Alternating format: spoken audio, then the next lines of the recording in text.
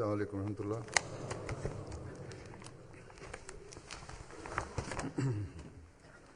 أشهد أن لا إله إلا الله وحده لا شريك له وأشهد أن محمدا عبده ورسوله أما بعد فأعوذ بالله من الشيطان الرجيم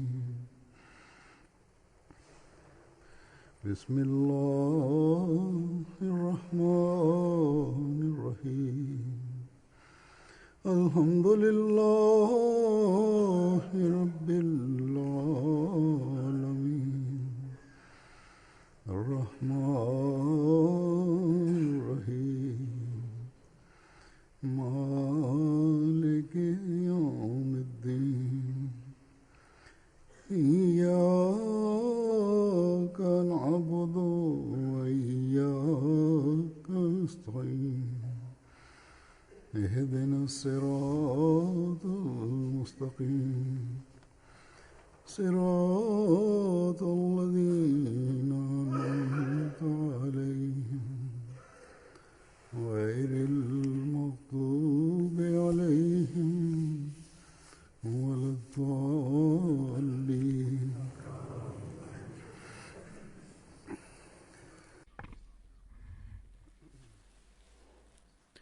In der Zeit des verheißenen Messias al-Islam gab es auf der Jalsa Salana eine Rede, in der ein Mensch über den verheißenen Messias al-Islam sagte, dass die Gemeinde des verheißenen Messias al-Islam sich von anderen muslimischen Gemeinden sich insofern unterscheidet, dass die anderen daran glauben, dass Jesus al-Islam lebendig zum Himmel emporgestiegen ist und wir daran glauben, dass Jesus al-Islam verstorben ist. Und es gäbe keinen anderen Unterschied zwischen uns und jenen, keinen anderen Unterschied. Da aufgrund dieser Aussage viele Dinge nicht klar wurden und auch der Sinn und Zweck der Sendung des verheißenen Messias al-Islam nicht klar wurde, hat der verheißene Messias al-Islam, obwohl er damals an dem Tag krank war, ist er gekommen und hat am 27. Dezember 1905 selbst eine Rede gehalten, um dies zu erklären. Und in dieser Rede sagte der verheißene Messias al-Islam: Der Grund meiner Sendung ist nicht bloß, dass das der kleine Unterschied ist zwischen uns und jenen und dass Allah deswegen wegen dieser Kleinigkeit eine Jamaat gegründet hat, sondern es gibt viele Sachen, die der Sinn und Zweck der Sendung des verheißenen Messias al-Islam sind. Und der verheißene Messias al-Islam nannte sehr viele Sachen und sagte, dass natürlich auch der Tod Jesus al-Islam dazugehört, aber darüber hinaus gibt es viele Dinge. Der verheißene Messias al-Islam sagte, dass der Zustand der Muslime erbärmlich ist und erklärte dies ausführlich, was damit gemeint ist. Der Zustand der Taten der Muslime, den der verheißene Messias al-Islam erklärte, das war der Grund für den Untergang der Muslime. Und um dies zu reformieren, hat Allah den verheißenen Messias al-Islam geschickt. Und eines dieser Zustände und Grund für die Sendung des verheißenen Messias al-Islam ist das Fernhalten von Lüge und das Festhalten an der Wahrheit. Und der verheißene Messias al-Islam ermahnte seine Jamaat, dass sie das Niveau der Wahrheit erhöhen sollten und sich so von anderen unterscheiden sollten, was die Wahrheitsliebe angeht. Bloßer Glaube und Lippenbekenntnisse und daran zu glauben, dass der verheißene Messias al-Islam wahrhaftig ist, bringt einem nichts.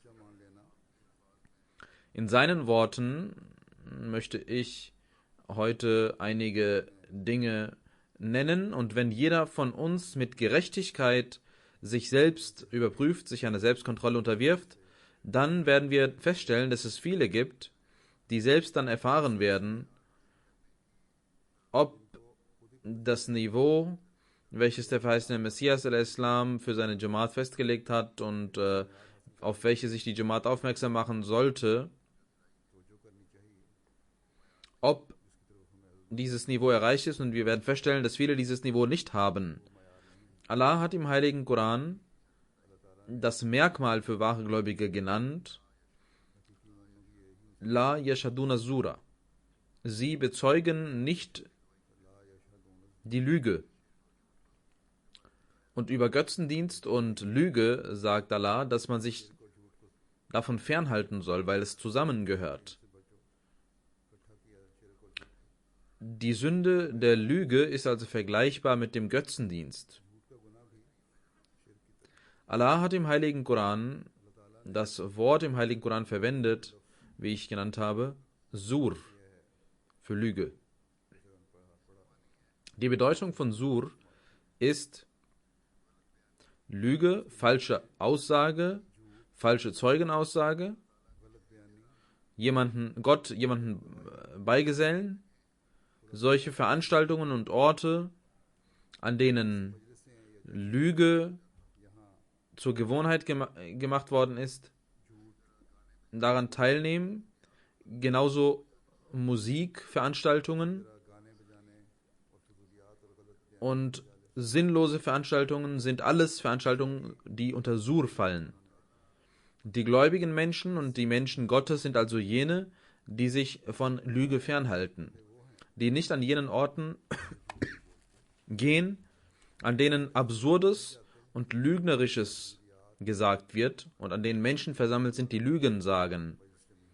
Sie gesellen Gott nichts zur Seite und sie besuchen nicht jene Orte, wo Götzendienst begangen wird oder Dinge getan werden, die dem Götzendienst gleichen. Und sie sagen und bezeugen nie die Lüge. Wenn jeder von uns versucht, auf diese Weise sich vor Lüge zu schützen, dann würde er in sich eine solche Veränderung hervorrufen, die ihn zum wahren gläubigen Menschen machen kann. Wie dem auch sei, ich möchte nun einen Teil der Rede des verheißenen Messias präsentieren über Lüge. Das sollten Sie aufmerksam hören. Und es gibt heutzutage eine große Menge von uns, die das aufmerksam zuhören sollte und die es bedarf, dies zuzuhören. Der Grund für den Untergang und für die Aufsplitterung der Muslime nennt der verheißene Messias und sagt, der Grund für die Aufsplitterung der Muslime ist die Neigung zur Welt. Es geht um die Neigung zur Welt in dieser Rede, und der verheißene Messias sagt, das ist der Grund, weshalb die Muslime sich zerstreut haben. Denn wenn bloß Gottes Wohlgefallen ihr Ziel gewesen wäre, dann hätte man leicht verstehen können, welche Lehren welcher Richtung gut sind und welcher nicht, und sie wären vereinigt gewesen. Aber aufgrund der Liebe und Neigung zur Welt entstehen diese Probleme, und wie kann man solche Menschen als Muslime bezeichnen, wenn ihre Schritte gar nicht den Schritten des heiligen Propheten Muhammad sallallahu alaihi wasallam folgen? Der verheißene Messias sagt weiter, Allah hatte gesagt, Qul in kuntum tuhibbunallaha fattabi'uni yuhbibkumullah. Sprich, wenn ihr Allah liebt, dann sollt ihr mir gehorchen. Allah wird euch zu Freunden machen. Statt Gott zu lieben und dem heiligen Propheten Muhammad sallallahu alaihi wasallam zu gehorchen, lieben sie die Welt und die weltlichen Dinge. Und der verheißene Messias sallallahu alaihi wasallam stellt die Frage, ist das der Gehorsam zum heiligen Propheten Muhammad sallallahu alaihi wasallam, den Glauben zu verlassen und sich der Welt zuzuneigen? War der heilige Prophet Muhammad sallallahu alaihi wasallam etwa ein weltlicher Mensch? Hat er Zinsen genommen etwa? Oder hat er etwa die Pflichten gegenüber Gott vernachlässigt? Oder Gott bewahre, war er ein Heuchler? Hat er etwas versteckt? Hat er die Welt dem Glauben vorgezogen? Ihr sollt darüber nachdenken und nachsinnen. Gehorsamkeit bedeutet, dass wir dem Vorbild des heiligen Propheten Muhammad sallallahu alaihi wasallam gehorchen und ihm folgen. Er war nicht jemand, der die Welt dem Glauben vorzog, sondern den Glauben der Welt vorzog und schaut, wie Allah segnet und welche Segnungen er herabsenden lässt. Der verheißene Messias sagt weiter, ihr sollt dem heiligen Propheten Muhammad sallallahu alaihi wasallam gehorchen und ihm folgen, dann werdet ihr sehen, wie er euch segnet. Die Gefährten hatten diesen Weg angenommen und schaut, wie Allah sie fortschreiten ließ. Sie ließen die Welt beiseite und liebten nicht die Welt. Sie ließen ihre Begierden sterben. Messt euch mit ihnen und schaut, ob ihr ihnen folgt und in ihre Fußstapfen tretet. Wie bedauernswert ist es, dass die Menschen dies nicht verstehen, was Gott von ihnen heute möchte. Rasu kulle khatiya. Der verheißene Messias sagt, es gibt Menschen, die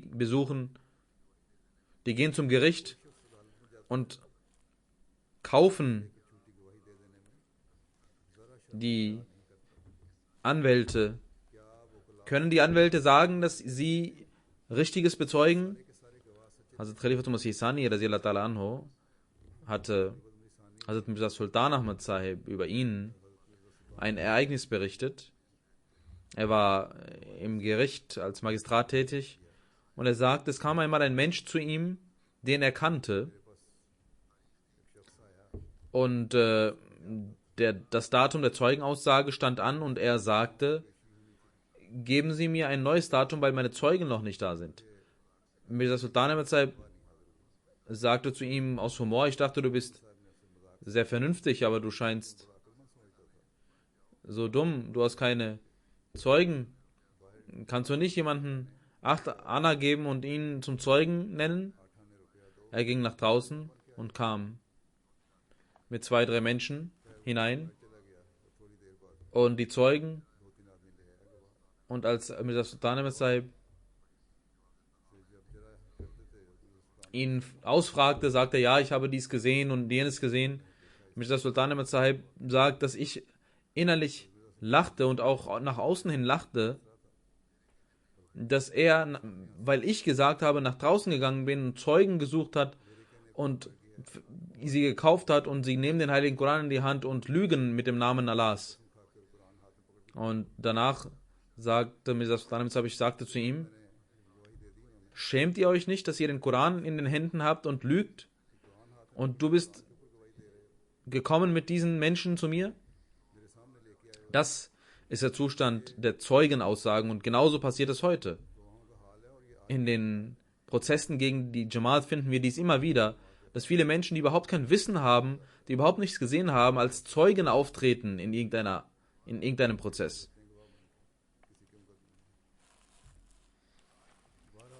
Der verheißene Messias sagt, heute ist der Zustand der Menschen sehr sensibel. Es werden falsche Zeugen hervorgebracht, falsche Prozesse, lügnerische Prozesse werden gemacht. Das ist nichts Ungewöhnliches. Es gibt falsche Zeugnisse und Urkunden, die ausgestellt werden. Alle Papiere, Dokumente, die erstellt werden, sind lügnerisch. Man kauft sich diese ab. Man kauft das von irgendwelchen Offizieren ab. Und sie werden niemals die Wahrheit sagen. Und heute ist derselbe Zustand und sogar noch mehr. Noch schlimmer.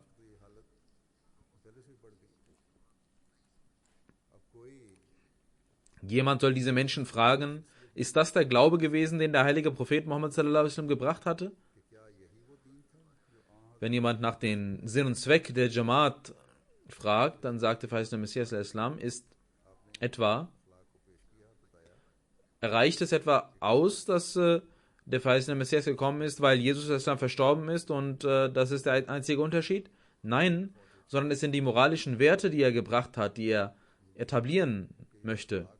Und deswegen hat Allah den verheißenen Messias al-Islam geschickt.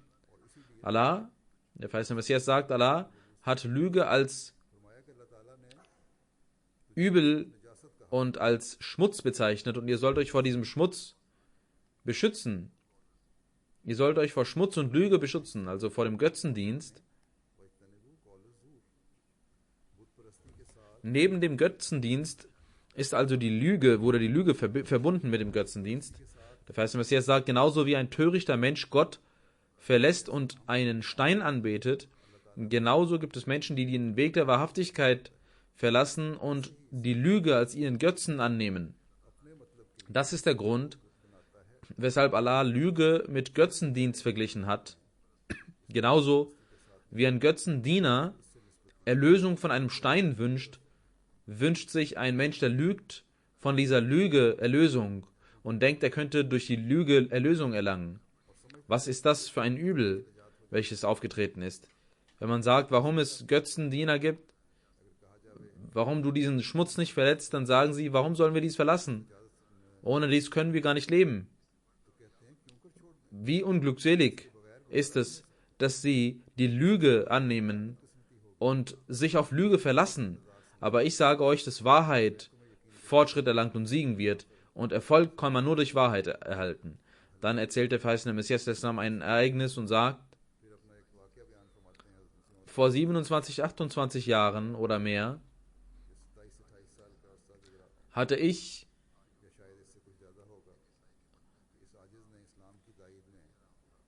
über Reli Ram, welcher ein Anwalt war und in Amritsar lebte, und er eine Zeitung herausgab, er hatte einen Artikel. Ich schrieb ihm einen Artikel und schickte ihm diesen Artikel zu. Viele Menschen haben dies gehört, dieses Ereignis, aber sie erzählen nur dieses Ereignis und achten gar nicht darauf. Der verheißene Messias sagt, ich schickte ein Paket und in diesem Paket legte ich einen Brief. Und in diesem Brief waren Worte für den Islam und gegen andere Religionen. Und ich bat ihn, diesen Artikel zu veröffentlichen. Und dieser Christ, der verurteilsvoll war, wurde wütend. Und er bekam eine Gelegenheit, gegen mich vorzugehen, weil es per Gesetz ein Vergehen war, einen Brief in dem Paket reinzulegen. Und ich wusste dies nicht, dass dies ein Vergehen ist. Und man hätte 500 Rupien zahlen müssen oder 6 Monate ins Gefängnis gehen sollen. Und er klagte mich an. Und bevor ich wusste, dass er mich angeklagt hatte, hatte mir Allah im Traum schon gezeigt, dass Rali Ram, der Anwalt, eine Schlange geschickt hat, die mich beißen möchte. Und ich habe diese Schlange wie ein Fisch gebraten und ihm zurückgeschickt. Ich wusste, dass, was dies bedeutet, nämlich, dass das ein Zeichen Gottes sein würde, welches für die Anwälte auch eine Lehre sein würde. Und ich wurde in dem Gericht in Gurdaspur berufen und alle Anwälte sagten mir, dass ich betrügen soll und lügen soll und es keinen anderen Weg gibt als den Weg der Lüge. Und sie sagten, sie sollen sagen, dass sie das gar nicht reingelegt haben. Und Reli Ram das selbst reingelegt hat.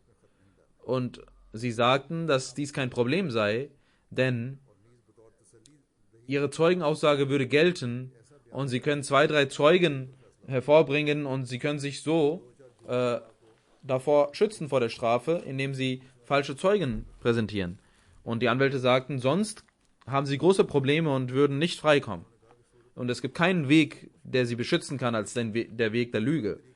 Der verheißene Messias sagt, ich antwortete allen, ich werde niemals den Weg der Wahrheit verlassen. Alles, was passieren kann, soll passieren. Am nächsten Tag wurde ich im Gericht vorgeladen, dort war ein Engländer und der Staatsanwalt war ein Postbeamter, der kam und der Richter fragte mich als allererstes, haben Sie diesen Brief in das Paket hineingelegt? Und ist das Ihr Brief und ist das Ihr Paket? Und ich sagte ohne zu zögern, ja, das ist mein Brief und das ist mein Paket und ich legte diesen Brief in dem Paket hinein und schickte dieses los, aber ich wollte niemals die Regierung betrügen oder hatte eine falsche Absicht. Ich wollte nicht der Regierung Schaden zufügen und ihr Finanzschaden zufügen, sondern ich dachte, dass dieser Brief zum Paket gehört und ich wusste dies nicht. Als der Richter dies hörte, hat Allah ihn zu mir gelenkt und der Offizier der Post hielt große Reden in Englisch, welche ich nicht verstehen konnte, aber ich wusste, dass er in jeder Rede und der Richter nach jeder Rede No, No sagte und alles, was er sagte, ablehnte. Und als er seine Rede, alle Reden vorgetragen hatte und alles gegen mich gehetzt hatte, entschied der Richter, die Entscheidung zu schreiben, und er schrieb 1,5 Zeilen und sagte zu mir, Sie können gehen. Als ich dies hörte, ging ich aus dem Gericht hinaus und ich bedankte mich bei Allah, der mir einen Sieg gab gegenüber einem englischen Postbeamten.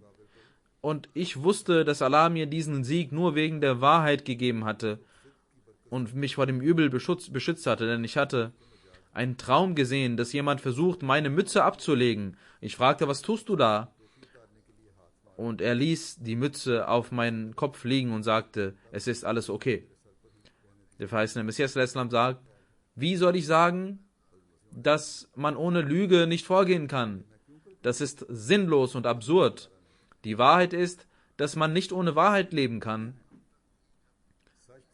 Wenn ich mir dieses Ereignis in Erinnerung rufe, dann empfinde ich ein Glücksgefühl dabei, dass ich Gottes Weg wählte und er mich dann beschützte und mich so beschützte, dass dies ein Zeichen war. Man yatawakkal Allahi fahuwa hasbuhu. Wer auf Gott vertraut, Allah genügt für ihn. Der verheißene Messias sagt, wahrlich, ihr sollt wissen, dass es nichts Schlimmeres gibt als die Lüge. Die weltlichen Menschen sagen, dass wahrheitsliebende Menschen Nachteile haben. Aber wie soll ich daran glauben? Mir gegenüber wurden 7 falsche, lügnerische Prozesse gemacht. Und durch die Segnungen Allahs habe ich niemals die Not oder das Bedürfnis gehabt, eine Lüge hervorzubringen. Und Allah hat mir immer den Sieg gegeben. Allah beschützt die Wahrheit und unterstützt die Wahrheit. Kann es sein, dass er den Wahrheitsliebenden bestraft? Wenn dies passieren würde, würde niemand auf der Welt wagen, in der Welt die Wahrheit zu sagen und würde gar nicht mehr an Gott glauben. Die wahrheitsliebenden Menschen würden lebendig sterben. Dann sagt der verheißene Messias, der eigentliche Grund ist, dass solche Menschen, die eine Strafe erlangen, weil sie die Wahrheit gesagt haben, wenn jemand eine Wahrheit sagt und deswegen eine Strafe bekommt, dann sind es andere Gründe, andere Schwächen, andere Sünden, die sie begangen hatten, aufgrund derer sie diese Strafe bekommen. Und wegen einer anderen Lüge, die sie getan hatten, werden sie diese Strafe bekommen. Allah hat eine Liste von Lügen und üblen Dingen, die sie gemacht haben. Und irgendwo werden sie dafür bestraft. Dann sagte verheißene Messias al-Islam, wie manchmal wir sehen, der verheißene Messias al-Islam erzählt ein Ereignis und sagt, einer seiner Lehrer aus Batala, Abu Ali Shah, er lehrte auch Pratap Singh, dem Sohn von Sher Singh, und er erzählt, dass einmal Sher Singh seinen Koch so sehr schlug, weil er zu viel Salz oder Pfeffer hineingetan hatte in dem Essen.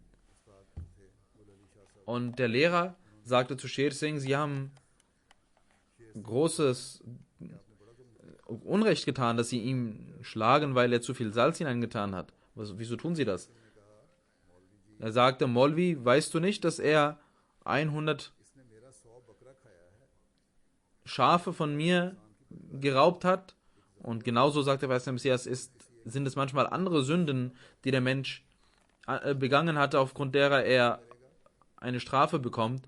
Aber jemand, der die Wahrheit sagt, ist im Schutze Allahs. Und es gibt keinen besseren Schutz als den Schutz Allahs. Und kein besseres Schloss und keine bessere Festung als die Festung Allahs. Kann jemand sagen, dass er, wenn er durstig ist, aufgrund von einem Tropfen Wasser gesättigt oder den Durst löschen kann? Oder wenn er Hunger hat, durch einen Bissen satt werden kann? Nein, solange er nicht vollständig trinkt oder isst, kann er nicht satt werden und seinen Durst löschen. Genauso können unvollkommene Taten keine Früchte hervorbringen. Makelhafte Taten können nicht Gott glücklich machen und können auch nicht segensreich sein. Allah verspricht, dass ihr gemäß meinem Willen handeln sollt, dann werde ich euch auch zurückgeben.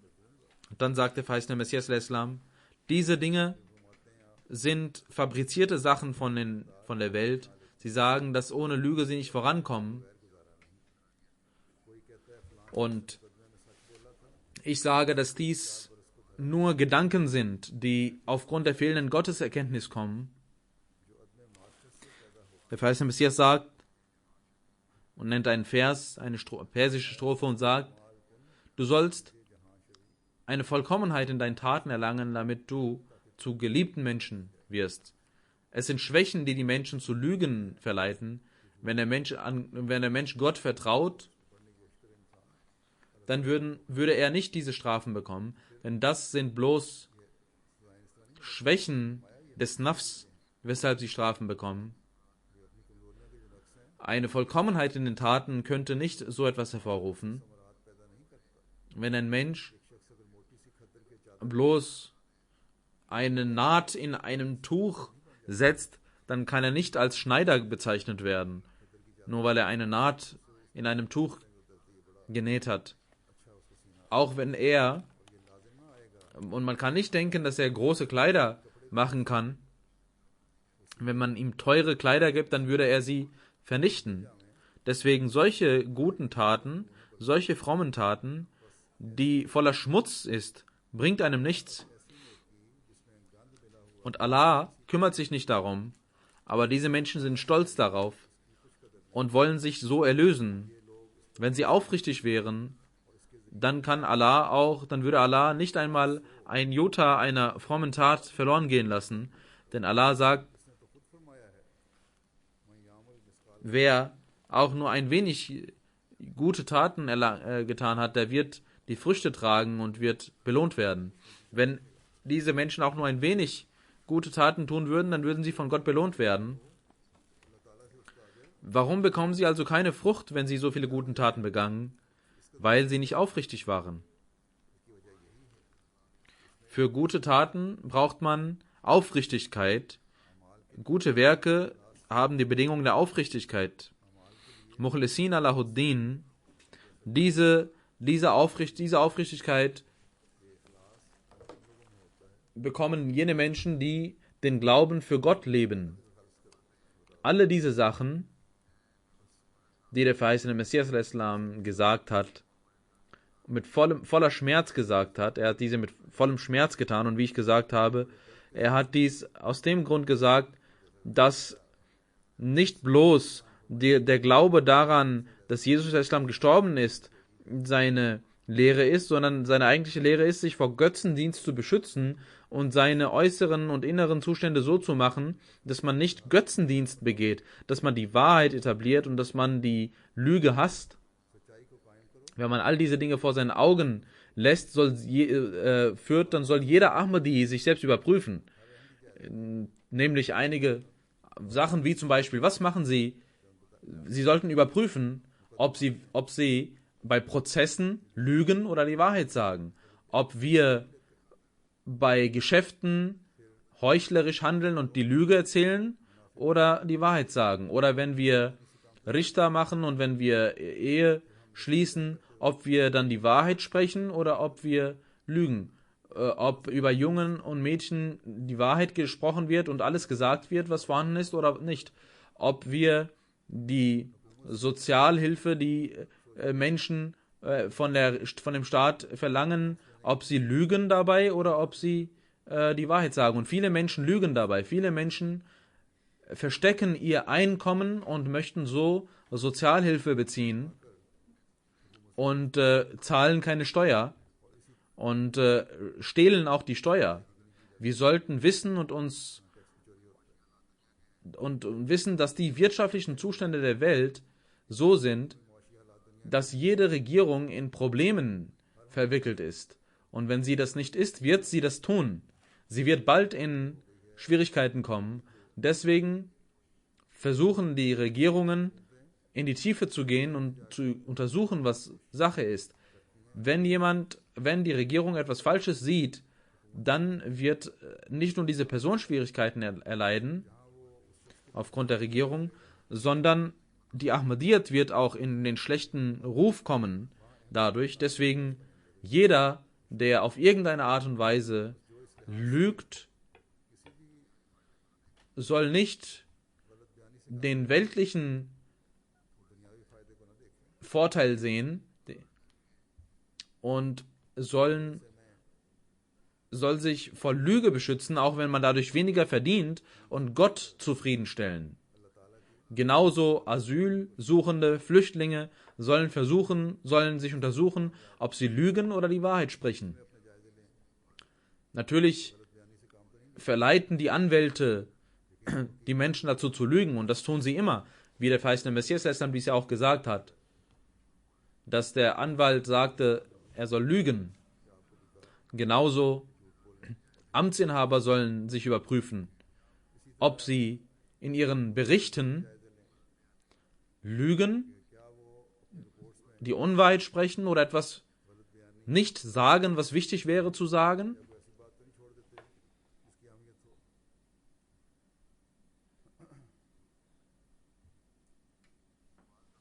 Es gibt manchmal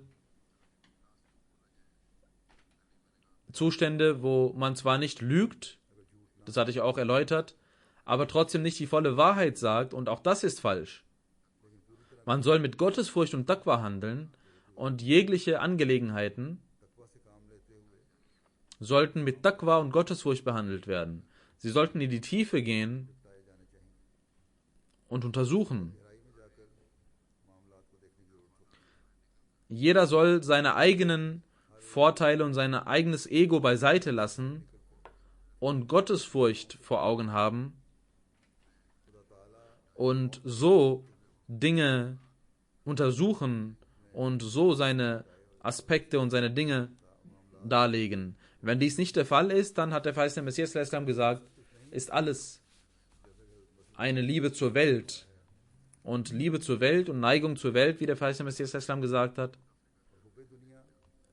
führt die Menschen zu Zersplitterung, und man kann auch nicht die Einheit der Jamaat wahren, oder zumindest in jener Gesellschaft würde ein Unheil vorherrschen. Und jene Einheit, die der verheißene Messias schaffen wollte, geht dabei verloren. Wegen der Liebe und Neigung zur Welt entstehen weitere Sekten, genauso wird eine weitere Sekte entstehen, wenn das so bleibt, wenn die Welt geliebt wird. Der verheißene Messias hat gesagt, Sünden gebären weitere Kinder und Sünden. Als Ahmadis haben wir große Verantwortungen, die wir wahrnehmen müssen. Ein wahrer Ahmadi ist jener, der dem Vorbild des heiligen Propheten Muhammad sallallahu alaihi wasallam folgt und versucht, ein Gottesmensch zu werden. Der verheißene Messias sagt an einer Stelle, ihr sollt wissen, dass jener, der Gott gehört, dass Gott ihm gehört, und Gott kann nicht betrogen werden. Wenn jemand wünscht und denkt, dass er Gott betrügen kann durch seine Lügen, dann ist er töricht. Er betrügt sich selbst.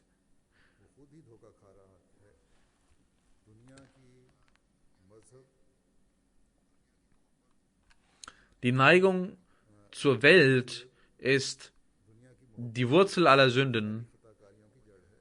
Die Schönheit der Welt ist die Wurzel von Sünden und der Mensch verlässt die Menschheit und versteht nicht, was er tut und was er tun sollte.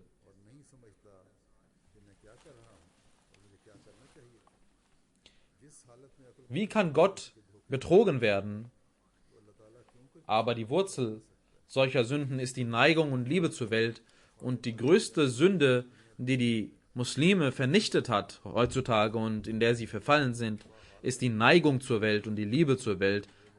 Bei Tag und bei Nacht immerzu sind sie in dieser Sache verwickelt und wissen gar nicht, wenn sie in den Grab steigen werden, was mit ihnen passiert. Wenn sie Gott fürchten würden und den Glauben lieben würden, dann hätten sie viele Vorteile erlangt. Der verheißene Messias sagt, dass Sadi sagt, ein persischer Dichter, Sadi sagt, Sheikh Sadi,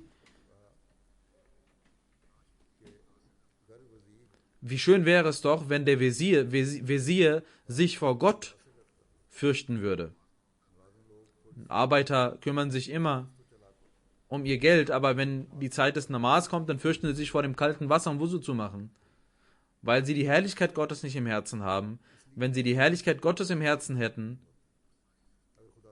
würde aller Müßiggang vergehen. Deswegen sollte man die Herrlichkeit im Herzen haben und sich vor ihm fürchten. Denn er vergibt zwar, aber wenn er sich jemandem annimmt, dann ist er sehr hart im Strafen. La yakhafu uqbaha.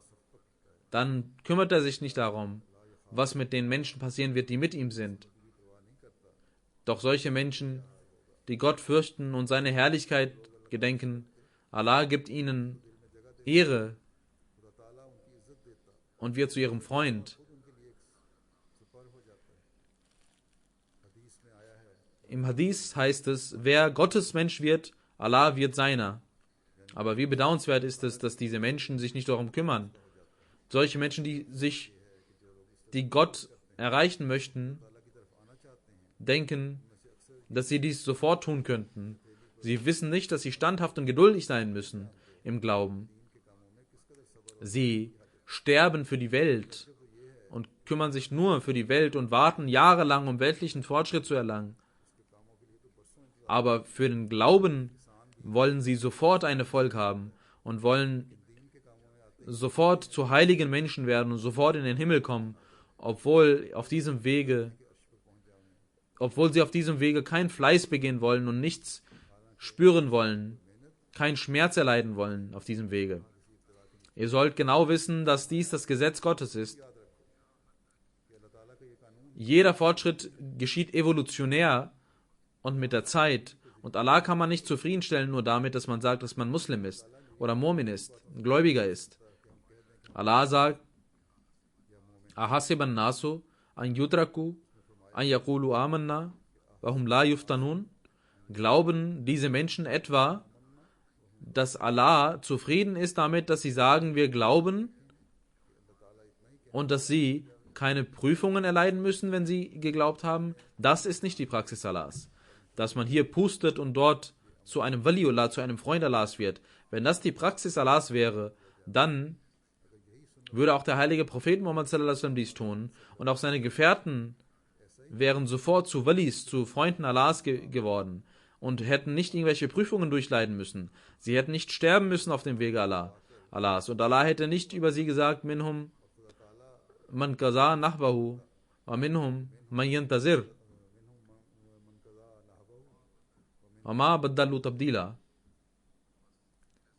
Das heißt, es gibt unter ihnen solche Menschen, die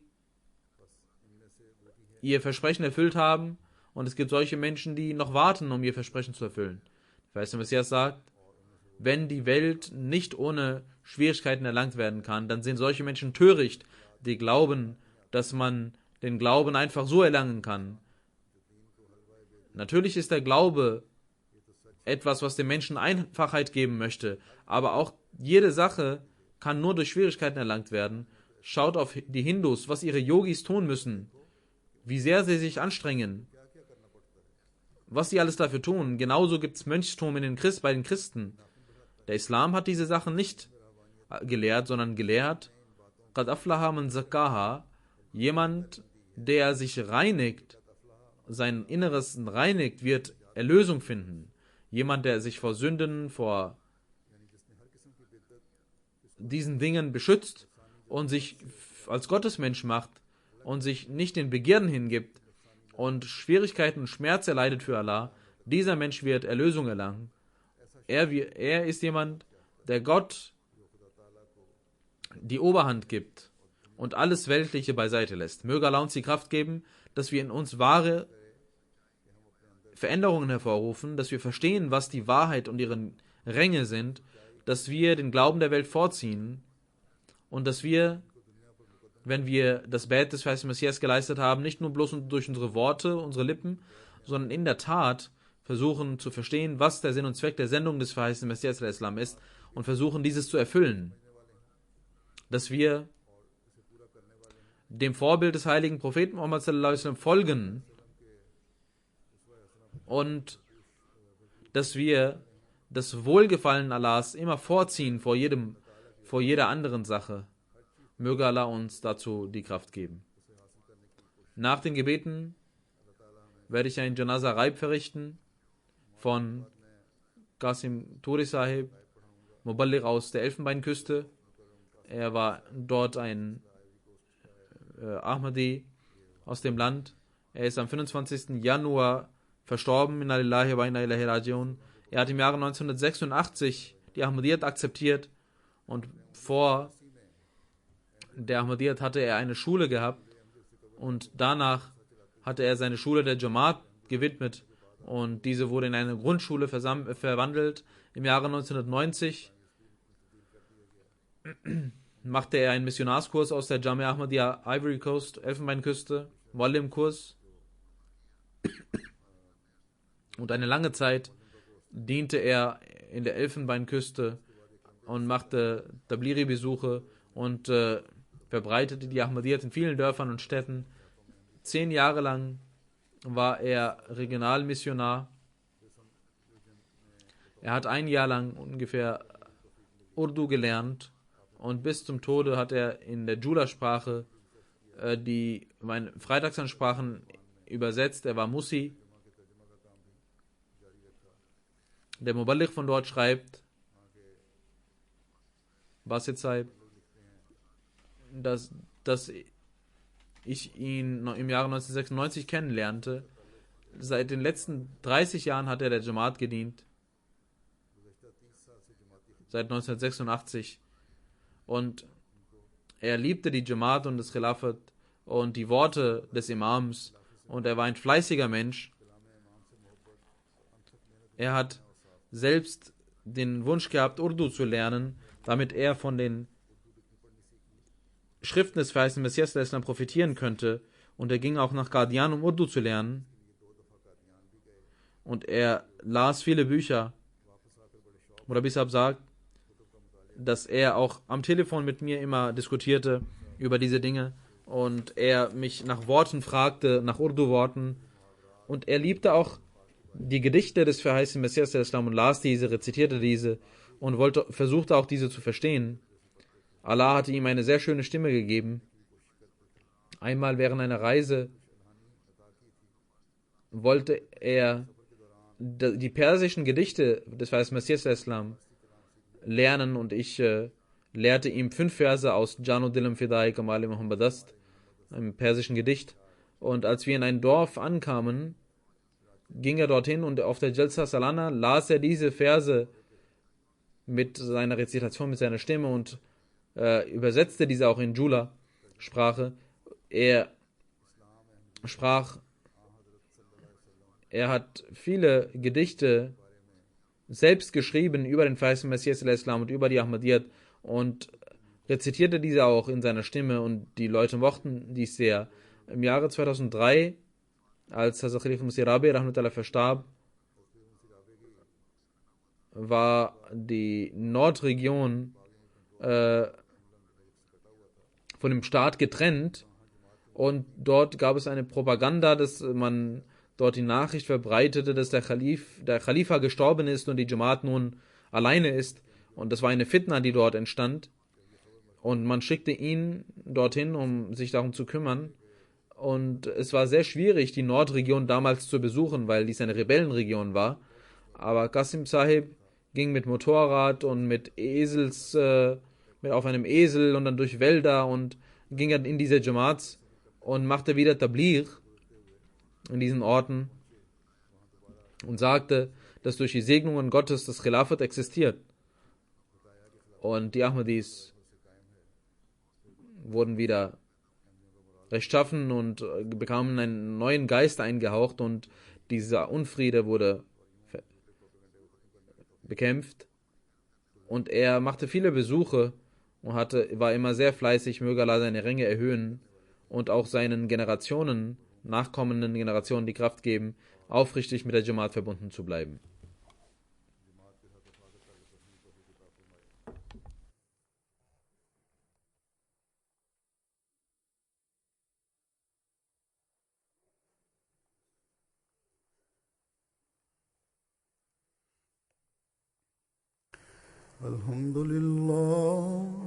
الحمد لله نحمده ونستعينه ونستغفره ونؤمن به ونتوكل عليه ونعوذ بالله من شرور أنفسنا ومن سيئات أعمالنا من يهده الله فلا مضل له ومن يضلله فلا هادي له ونشهد أن لا إله إلا الله ونشهد أن محمدا عبده ورسوله عباد الله رحمكم الله إن الله يأمر بالعدل والإحسان وإيتاء ذي القربى وينهى عن الفحشاء والمنكر والبغي يعظكم لعلكم تذكرون اذكروا الله يذكركم وادعوه يستجب لكم ولذكر الله أكبر